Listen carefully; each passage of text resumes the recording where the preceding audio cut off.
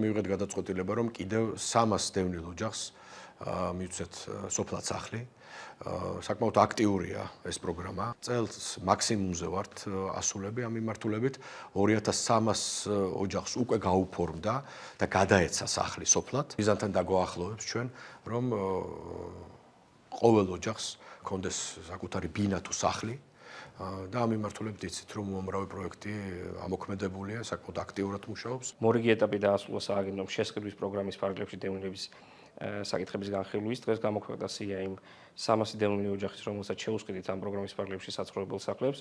ეს საცხოვრებელი სახლები უნდა მოიძიონ დევნილმა ოჯახმა და წარმოადგინონ სააგენტოში და წარმოადგენის შემდეგ სააგენტო იმ ფასის ლიმიტის ფარგლებში, რაც განსაზღვრულია ამ ოჯახებზე კომისიის მიერ, მოახდენს შესყიდვას და ეს საცხოვრებელი სახლი დარეგისტრირდება ჩვენი დევნილი ოჯახების ყველა წევრის კერძო საკუთრებაში.